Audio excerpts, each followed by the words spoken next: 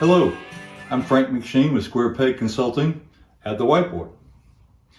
I'm a supply chain cash guide, and these are the components of the business-to-business supply chain as I see it.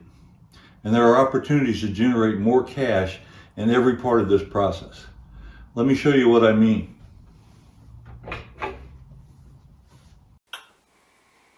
Hello.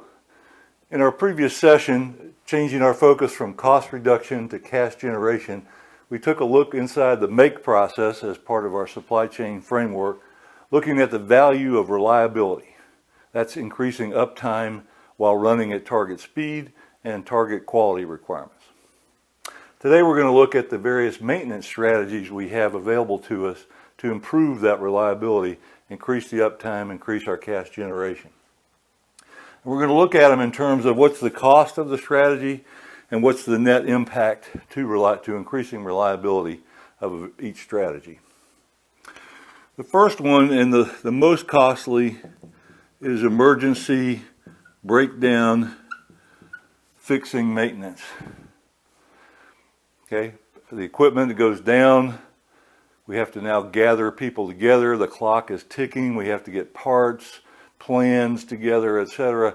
Very costly, although some maintenance departments really pride themselves on this particular skill as firefighters and problem solvers, but it's the highest cost and the least impact to reliability. We fixed the problem, but we've been down for a while, so reliability's gone down. Oftentimes we're in a hurry to get it fixed and we don't get to the root cause of the problem, so it's going to happen again. The next one that has a little less cost and a little more impact is planned corrective maintenance.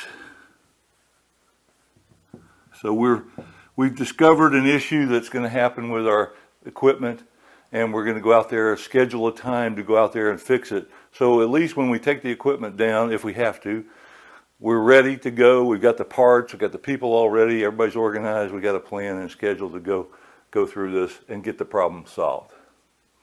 Again, it's costly because we're having to take equipment down in many cases. It still takes time to do that. We're bringing people together to take care of it. And it has less impact on reliability. We're still fixing a problem, not necessarily getting to the root cause of an issue. Next, less costly and more impact is preventive maintenance. So these are scheduled routine inspections of equipment and looking at the condition of equipment on a time basis, right? So weekly, monthly, quarterly, we go out and check on things, and typically we'll replace things, change oil, change belts, change parts on a time basis, which helps prevent some potential emergency problems from happening. It still takes a lot of people to get this done. We're going to replace parts and fluids potentially that we may not need to. So again, less of a cost, a little bit more impact to reliability because we're trying to prevent either of these two problems from happening. Next up the scale is predictive maintenance. So this is monitoring certain conditions of equipment, whether it's oil usage and oil analysis, or acoustics and sound vibrations, or it could be thermography, which is looking at heat given off by pieces of equipment. And typically we establish a baseline for each of those types of conditions, and then we monitor over time how those are going. And when things start to change, we then develop a plan to address it well in advance of any kind of emergency breakdown, or even a unfortunate long corrective type of maintenance.